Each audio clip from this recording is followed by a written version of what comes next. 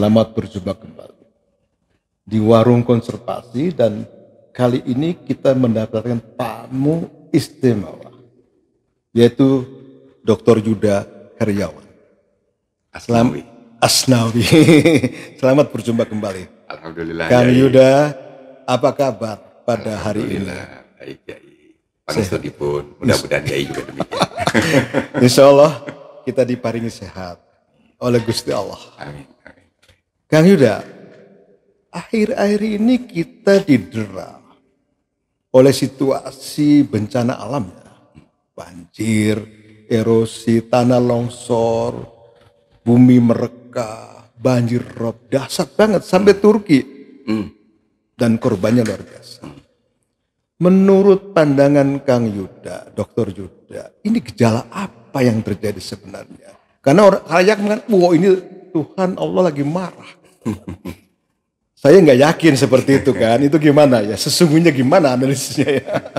Ya, tentu kita bersedih ya melihat kejadian yang kita alami saat ini. Tapi ada satu hal Yai yang mungkin perlu kita pahami bersama ini. Bumi ini sifatnya fana sebenarnya. Bumi sifatnya fana. Atau disebut alam fana. Alam fana. Oke. Jadi memang nggak abadi. Jadi ketentraman pun sesungguhnya juga nggak abadi, gitu ya. Ketentraman pun tidak abadi. Sesungguhnya ketentraman pun nggak abadi. Ada dinamika berarti ya? Iya. Ada naik turun. Iya. Oke. Jadi kalau kita lihat dua hal tadi, kalau menurut keterbatasan saya, Baik. satu dengan ketidakfanaan itu, Oke. maka dinamika akan terjadi. Dinamika terjadi. Dan sunahnya bumi itu berdinamika. Bumi itu berdinamika. Bumi itu berputar pada porosnya. Jadi kejadian yang kita anggap menyedihkan, menyeramkan, menakutkan, itu nggak selalu marahnya Allah. Tapi memang kefanaan itu membutuhkan hal-hal semacam itu. Jadi membutuhkan juga knowledge ya. Memahami apa arti yang ditunjukkan oleh Allah. Baik dalam ayat-ayat kauniyah ataupun kauliyah. Kawan-kawan, hari ini kita mendapatkan ilmu yang luar biasa dari Dr. Yuda. Seorang muda, dan beliau adalah staf pengajar pada sekolah bisnis IPB University. Benar begitu? Betul. Ya. Tapi unik nih, sekarang saya sebagai dosen sekolah bisnis, tapi diundangnya nggak ngajakin ngomong bisnis nih. Tapi ini kan bisnis juga. Ini bagian daripada bisnis. Saya setuju. Insya Allah kan, bisnis harus dilengkapi dengan upaya-upaya agama. Kalau enggak akan terjadi sesuatu. Karena nggak mungkin ada bisnis kalau nggak ada bumi. Karena aplikasi bisnis itu di bumi. Wow. Nggak di tempat lain, nggak di akhirat gitu.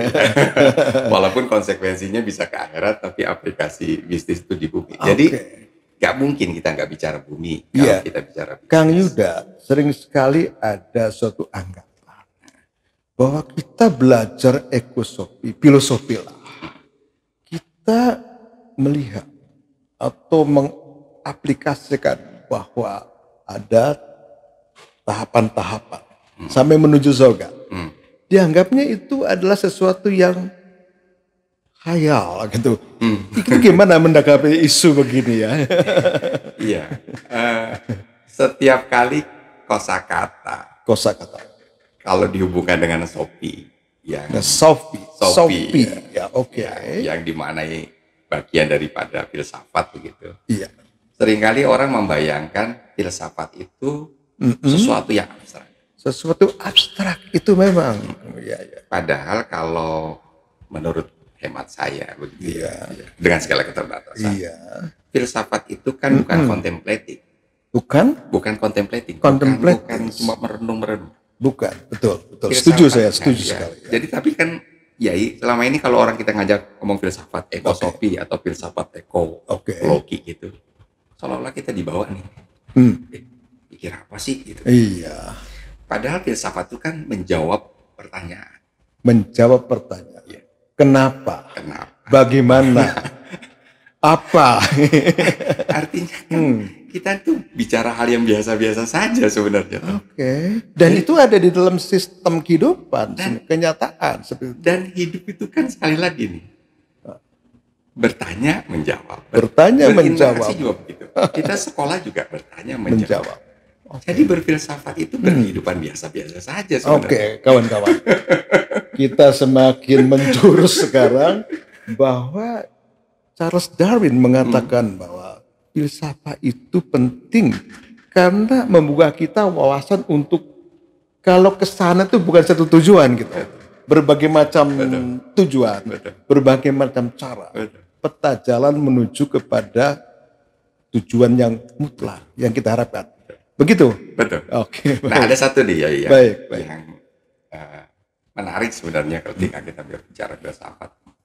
Filsafat itu kan rational things. Rational things, berpikir secara rasional. Sangat rasional. Sangat rasional. Oh, Dan kalau kita tanya sekarang, apa sih yang paling rasional di muka bumi? apa yang paling rasional? Sehingga kalau kita bicara filsafat, sesungguhnya kita sedang menjawab Oke. atau sedang mengeksersis apa yang paling rasional di muka bumi. Wow, luar biasa itu ya. Nah, kalau Dan rasional harus menjadi kenyataan kan? harus jadi kenyataan. Jangan rasional. Dan rasional itu sesuatu yang mengarah kepada kenyataan. Gitu. Jadi filsafat sendiri pada akhirnya mengarah kepada kenyataan. Nah, ada satu hal yang menurut saya paling rasional di muka bumi ini, Iya. yaitu keadilan. Keadilan. Adil dalam hal apa Nah, itu? karena kalau kita mau memahami definisi adil, Oke. terutama kalau kita menggunakan pendekatan atau istilah yang selama ini di dalam agama Islam, tentu saja dalam agama saya. Oke. Adil itu al-adlu wad usai'i fi mahalihi. Itu adil itu. Adil itu menempatkan sesuatu Oke. tepat pada tempatnya. Tepat pada tempatnya. Artinya kan kita bisa bayangin ya, Iya. kalau sesuatu yang besar dimasukin ke yang kecil, Oke. pasti nggak masuk. Oke. Karena dia tidak adil. Tidak ada. Kalau sesuatu yang keras ditempatkan, ditibankan kepada yang lembek, pasti kalah ya. Iya. Jadi sesuatu yang paling rasional di muka bumi ini adalah keadilan. Jadi berarti kalau keadilan itu adalah keseimbangan yang dinamis. Oke. Artinya itulah alam kita. Itu lalu kita. Jadi kalau kita ada orang nggak suka keadilan, Oke. itu orang yang paling irasional. Wow, luar biasa ini. Jadi kalau ada orang nggak Irasional orang itu. irasional, artinya apapun ketika orang nggak suka berkeadilan Oke. atau praktik-praktik keadilan, itu irasional. Kenapa? Karena itu keadilan itu harus kita lawan, ketidakadilan itu harus kita lawan. Karena dia irasional. Baik, kita bawa kesempatan. Bagaimana kondisi alam? Jadi ketika kondisi alam itu goncang, berarti keadilan juga goncang ya. Dan kegoncangan itu diakibatkan oleh perbuatan umat manusia sebagai khalifah. Ini bagaimana nih? Untuk manusia supaya bisa membawa kepada sistem keadilan itu gimana tuh proses-proses itu? Saya mulai lagi. Lagi nih ya. Iya. Bumi itu kan fana. Ya, fana. Kefanaannya bumi itu juga disertai dinamika sebenarnya. Dinamika. Jadi kefanaan itu tidak statis. Tidak statis. Kefanaan itu berdinamika. Jadi yang Yai tadi ceritakan, kalau misalnya gempa bumi. Oke. Gempa bumi itu dinamika yang memang dijalankan bumi oleh kefanaan. Dijalankan bumi oleh kefanaan. Karena bumi kan harus tetap stabil. Harus stabil. Harus. Nah, kecuali menuju kiamat nanti. Ya. Nah, mekanisme kestabilan bumi itu diantaranya oleh hal-hal itu. Oleh letusan gunung dan sebagainya. Supaya misalnya begini. Ketika ada satu wilayah sudah mulai tidak subur. Allah letuskan gunung. Oke. Supaya kemudian terjadilah lava. Dan lava akan menyuburkan lahan yang baru. Pertanian. Kira-kira gitu? Ya, seperti itu. Luar biasa ini kawan-kawan. Kan menjadi menarik. Tetapi ada hal yang bukan kefanaan yang sunatullah. Misal begini. Kalau ada tegakan pohon yang harusnya bisa hidup 100 tahun misalnya. Dan 100 tahun itu dia bisa nyerap air, bisa menghasilkan oksigen, menyerap CO2. Ya, lebih tahu lah ilmu itu ya. Kemudian dipotong. Ya. Dia mengangkangi kefanaan itu. Mengangkangi kematian. Mengangkangi kefanaan. Berarti melawan kefanaan. Itulah yang menyebabkan. Jadi kita harus bedakan dia. Kefanaan bumi ini ada kefanaan yang sunatullah. Ada kefanaan yang dibuat oleh manusia. Nah, dalam agama saya ya, agama Islam kan sudah dijelaskan bahwa yang seperti itu memang perilaku manusia. Jadi pokoknya kefanaan ini sangat ujungnya sangat tergantung daripada perilaku manusia. Gitu atau gimana? Tapi luar biasanya. Allah tuh menjaga kefanaan dari sikap kekasaran manusia. Di dalam surat Al-A'raf itu di 85 itu kan dikatakan memang manusia itu senang sekali berbuat kerusakan di muka. Senang sekali. Itu berkali apa itu? Pengaruh setan atau gimana? Katanya seperti itu. Tapi Allah itu membuat mekanisme. Bahkan ketika manusia senang membuat kerusakan, tapi Allah selalu memperbaiki. Kerusakan itu. Nah, akibat manusia itu. Jadi betapa Tuhan itu maha konservasi, maha adil, maha konservasi. Ketika ada sesuatu yang mengganggu kefanaan yang sunatullah tadi, dia bikin mekanisme. Tapi selalu manusia itu di dalam ayat yang lain, misalnya di dalam surat Rum, Ar-Rum. Tapi sekali lagi, manusia itu memang selalu berbuat kesalahan. Selalu mengarah kepada kesalahan. Kalau di Al-A'raf itu Allah mengatakan, kalaupun manusia berbuat kerusakan, Allah perbaiki. Tapi yang kedua, Allah juga bilang begini. Tapi karena kamu suka juga bikin kerusakan, maka kamu harus tahu akibatnya. Akibatnya harus tahu. Jadi Allah itu memberikan pembelajaran kasih sayang, peluang, tapi setelah menghukum itu, juga. Jadi itu teman-teman, inilah hakiki daripada konservasi. Hakiki daripada umatnya menjaga keseimbangan kesatuan jagat raya. Yang diciptakan oleh Yang Maha Kuasa, Yang Maha Adil. Saya kira tadi surat Ar-Rum seperti itu ya. Intinya kan dia ada di dalam sistem alam, dia menjaga, dia kuasa, dia duduk di atas kursi. Di ars. Alhamdulillah, kita semakin pengayaan mengenai konservasi alam dan lingkungan. Kita kaitkan dengan agama. Kang Yuda, kenapa ya memanggil saya Yai? Kadang-kadang saya risih juga ini. Terus kan jadi kawan-kawan agak risih dan semakin, saya bertanggung jawab nih. Gimana sih? Ya, teman-teman sekalian, saya memang memanggil Profesor Hadi Ali Qadra ini Kiai. Kiai itu sebenarnya bukan bahasa Arab dan bukan istilah dinul Islam sebenarnya. Itu kan diadopsi dari budaya kita, dari budaya lama ya, dalam bahasa Jawa. Kiai itu mengandung makna satu, orang yang dituakan. Orang yang dituakan. Tapi nggak cukup hanya dituakan. Jadi orang yang tua aja belum tentu harus menjadi kiai.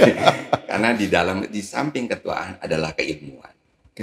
Jadi seorang kiai itu orang yang dituakan dan orang yang memiliki ilmu. Jadi saya kira ya panjenengan pada porsi itu, sehingga buat saya nggak berlebih-lebihan saya panggil Profesor Ali Al-Qadani Kiai. Tapi prinsipnya adalah saya harus puas dan sangat puas dengan Dr. Yuda Heriawan.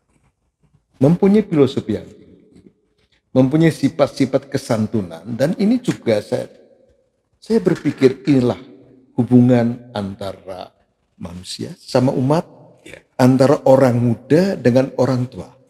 Yang penting ada sustainability.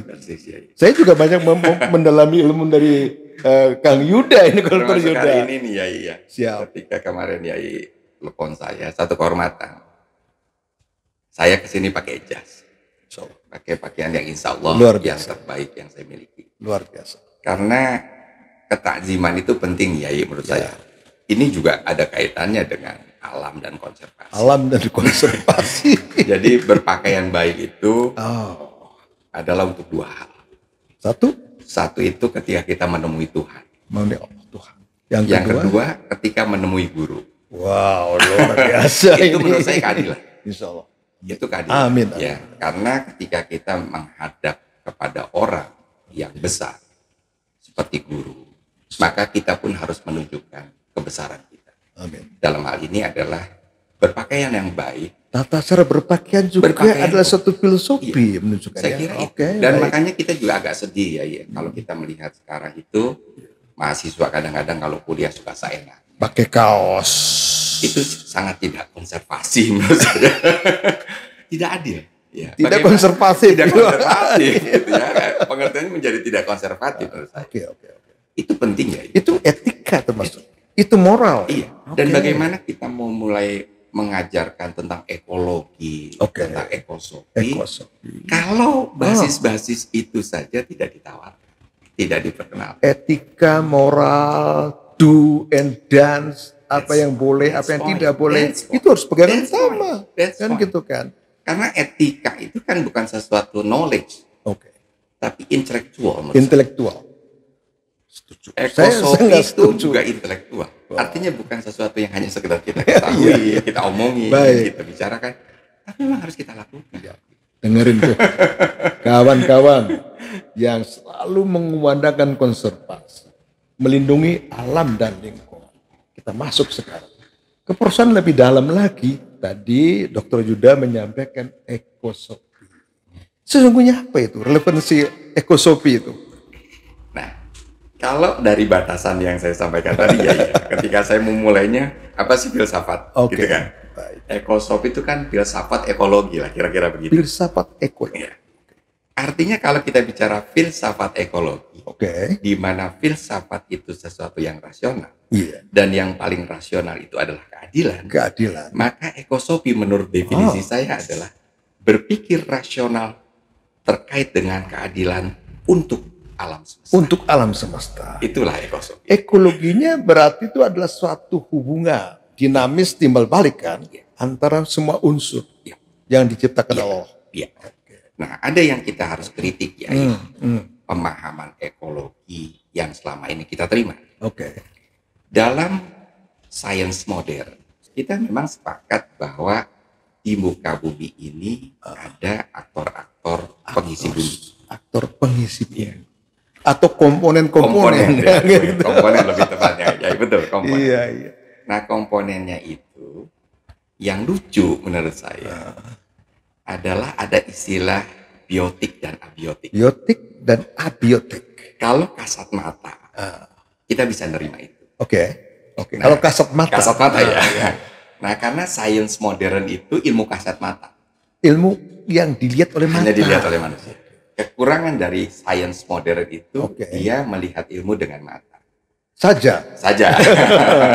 Sedangkan kita kan harus ya mengelevasi sedikit ke atas. Masuk ke hati. Masuk ke hati. Masuk ke pikiran, masuk ke tangan. Gitu, Ya. Bedanya adalah kalau di dalam kolbu itu, sains kolbu itu, Iya.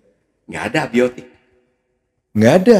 Semuanya itu biotik. Sepanjang kita menganggap abiotik, maka misalnya kalau kita menggunakan lagi nih Oke.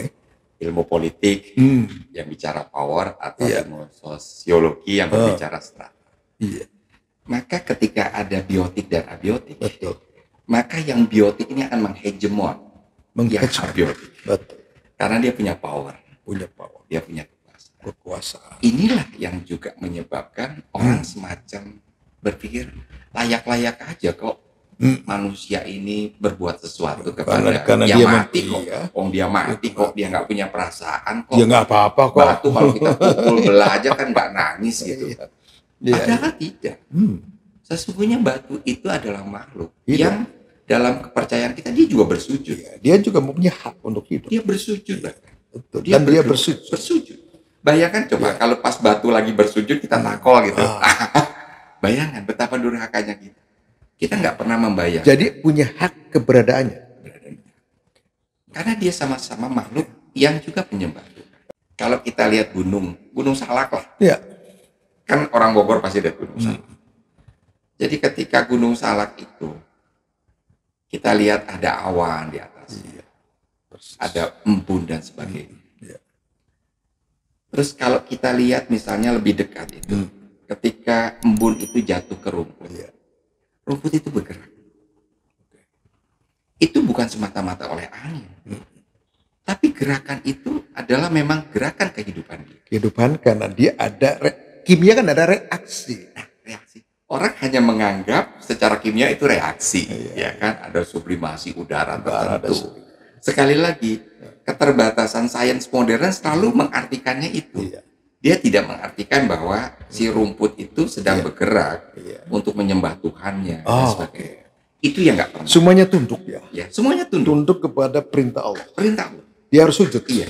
Mengakui kebesaran. Itu yang menurut Apapun. saya sains modern itu mengekskursi itu. Di kelas itu jarang sekali. Itu intinya ya. Intinya. Jadi kita sudah mulai harus mengatakan begini. Oke lah. Kalau kita analisis secara fisika, ini loh penyebabnya. Secara kimia ini ya. Tapi bukan hanya itu. Sesungguhnya ada hal lain. Itu jarak. Nah, menurut saya itu yang mulai harus kita kembangkan. Dan dulu juga apa yang kita ketahui sekarang dianggap sebagai sesuatu yang tidak mungkin, sesuatu yang aneh, tapi oleh sains kemudian dibuktikan. Nah, yang itu harusnya menjadi tantangan buat saintis. Jadi untuk terus. Menurut saya saintis itu justru karena itu memerlukan intelektualitas, bukan academical ability. Tok. Nah, intelektualitas itu hanya akan hadir jika kita di alam. Itulah kawan-kawan. Ini luar biasa ini. Ini semuanya di alam. Coba kalau kita di ruangan aja buku-buku kita nggak melihat. Selesai. Tapi kalau di alam bangun tidur kita ngelihat, kok ada yang bergerak.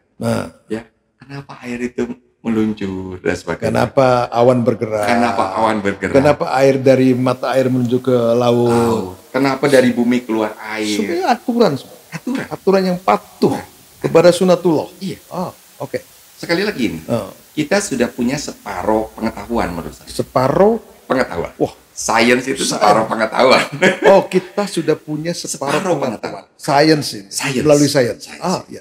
Nah, kita tinggal mencari separohnya lagi. Untuk apa? Mencari apa? Baru kita akan tahu sesungguhnya fungsi kita itu apa. Dan keterjagaan itu ketika kita mendekati pengetahuan itu. Jadi kalau fungsi kita itu paham, baru kita bisa menyayangi. Begitu ya. Persis. Mempraktekkan gitu ya. Ya, ada satu surat ya yang menegaskan gini. Di surat Ali Imran 159 itu Imran. Fabima rahmati minallah intalahu wa lakuta fadlan qarizul qalbilan fadu minhu. Bunyinya kira-kira gitu. Tapi manusia itu esensinya itu adalah kasih sayang. Kasih sayang dari hati. Dan kasih sayang itu memang tubuhnya di kolbu. Allah itu memberikan dua, berpikir dengan akal, berpikir dengan Nah, kita memang sistem kita, kurikulum kita dan sebagainya lebih pada nggak salah ya, tapi baru separuh gitu ya. Nah, saya pikir itu. Dan pasti akan kita rasakan. Termasuk begini kalau saya berpikir, apa sih yang nantinya membedakan kita orang Indonesia dengan orang-orang lain? Nah, kalau kita bicara sampai ke level bangsanya, yaitu kita itu punya potensi diberikan oleh Yang Maha Kuasa. Karena lengkap sekali pelajaran. Arab Saudi di Arab itu sudah gurun. Enggak banyak pelajaran. Puncak gunung sama dasar laut. Nggak ada. Dengan berbagai macam ragam. Punya. Karena kan luar biasa kehidupan. Jadi kalau kita menyia-nyiakan lingkungan yang kita miliki, bukan untuk belajar, sayang sekali. Nah itu kefanaannya, tadi kan kefanaannya nggak kita tangkap. Ini nih para teknisi nih ya. Coba direncanakan kita ketemu sama Kang Yuda di Kebun Raya. Atau di Gunung Gede Pangrango misalnya. Untuk ngomong begini secara faktual. Betul. Kan gitu kan. Kita kita siapkan acara ya. Iya. Ya, Kang Yuda ya. Saya bahkan kalau Kiai ngomong gini ya, yuk kita ke gunung. Tadi kan, kalau anzalna hazal Quran ala jabal. Jabal itu gunung. Gunung. Kan harusnya ketika kita membaca itu, Iya. nggak cukup kita di ruang musola ya. Iya. Betul sekali. Nggak cukup ya. Iya. Bener, kata Tuhan, gunung itu. Coba misalnya kita exercise. Kita mengucapkan assalamualaikum ke gunung itu. Ya kan? Artinya pasti kita rasakan bahwa gunung menjawab salam kita karena dia bukan abiotik. Iya. Gimana itu? Apa namanya? Pemikiran filosofi Kang Yuda. Jawaban dari sebuah gunung kepada ucapan assalamualaikum saja. Ya. Ini kan bicara seperti ini kan gak gampang ya memang ya. Oh iya. Gak gampang. Tadi abstrak ya, menganggapnya. Kita nggak hanya melihat proses Rasulullah itu mendapatkan wahyu itu di Gua Hira. Artinya sikap Rasulullah terhadap makhluk Tuhan, makhluk Allah yang namanya Jabal Nur itu diawali dari hal yang baik. Diawali dari hal yang baik, dari contoh yang baik. Dari contoh yang baik. Di alam artinya ketika dia mau ke sana pun, dia ucapkan salam itu. Jadi salam itulah pembuka hal yang baik berarti ya. Sesuatu. Artinya kita hanya mengabsen upsus salam ya. Begitu kan? Upsus salam itu suruh sebarkan salam. Itu not only for human, not only for people. Kepada siapa? Pada siapa? Pada alam pun kita harus memulai dengan salam. Kepada physical komponen tadi yang disebut. Pada buku yang kita mau baca pun, kita nggak memulai itu semua. Kita lupa semua. Kita lupa sebenarnya. Kita lupa. Padahal ada esensi gitu ya. Bahwa ya itu. Hakikinya. Ya bagaimana kita mau mendapatkan kebaikan-kebaikan ketika startingnya tidak dimulai dari kata salam. Salam itu kan keselamatan, Jadi, kedamaian. ini penting banget ini kawan-kawan. Salam itu adalah starting. Permulaan. Membuka. Karena dia menghormati apapun. Salam itu respectness.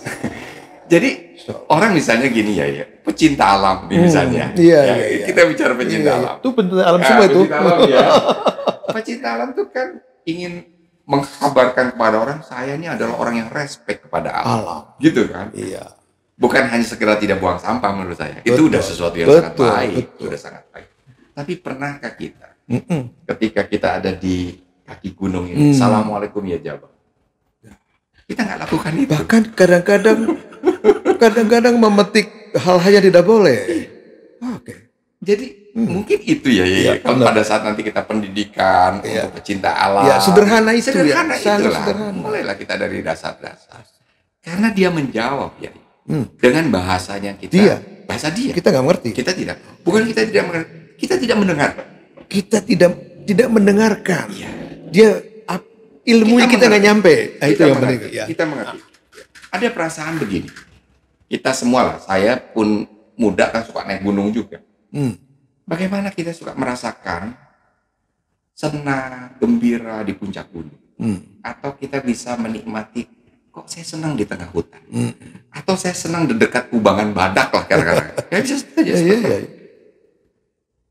Karena respon alam itu menerima kita. Respon alam itu menerima kita. Jadi kita jangan sembarangan. Mengapa orang-orang yang berkehidupan di hutan yang kita sebut dengan orang-orang suku rimba, suku pedalaman bisa hidup sehat? Karena alam menerima. Karena dia hidup bersama alam. Dia respect terhadap alam. Dia harmonis with nature. Luar biasa. Jadi kalau kita menghormati alam itu, jamin ya kita ini hidup. Jadi kita ini susah ketika kita sudah tidak respect kepada alam. Karena kita menempatkan we are more than. Lebih dari mereka. Lebih kuasa. Punya duit. Punya pengetahuan. Tapi ketika mulai kena banjir, senyum lah. Gimana kita minta keselamatan? Oh, saya salah kan itu kan? Iya.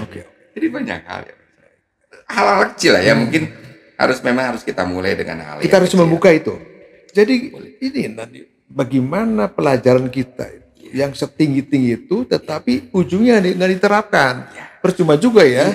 Jadi bagaimana yang tadi itu kita angkat menjadi sesuatu yang terus diulik ya. Nah, sekarang misalnya gini ya, kita juga harus memanfaatkan kesempatan dalam tanda petik ya. Tentu dengan segala hal kritis yang tetap harus kita lakukan. Misalnya pendidikan kita sekarang dimungkinkan untuk merdeka belajar. Misalnya, Merdeka belajar. kita tidak hanya menggunakan klasikal sebagai sarana untuk menyampaikan. Kita bisa ke alam dan sebagainya. Dan menurut saya itu semua ilmu, semua bidang itu kita bisa belajar di alam. Sekali lagi kita tidak cukup belajar di kelas. Saya setuju itu. Ya. Walaupun tidak kemudian menghilangkan sama sekali, tapi mengajak mereka dengan hal-hal yang kecil. Tadi saya bilang, bagaimana kita memulai sesuatu dengan salam kepada gitu kan. Salam kebangsaan sudah, tapi salam kepada alam kan nggak pernah kita dengungkan ya. Iya. Baik, ini obrolan ini sangat panjang seharusnya.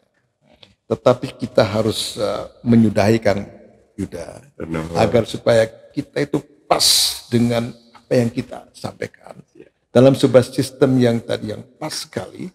Dan ini terima kasih atas kehadiran Kang Yuda. Sami-sami. Jadi walaupun dalam kurun waktu 20-25 menit kita sudah banyak menerima informasi, ajakan, bahkan suatu formula. Hatur nuhun, insya Allah kita berjawab kenai. Salam konservasi. Assalamualaikum warahmatullahi wabarakatuh. Waalaikumsalam warahmatullahi wabarakatuh.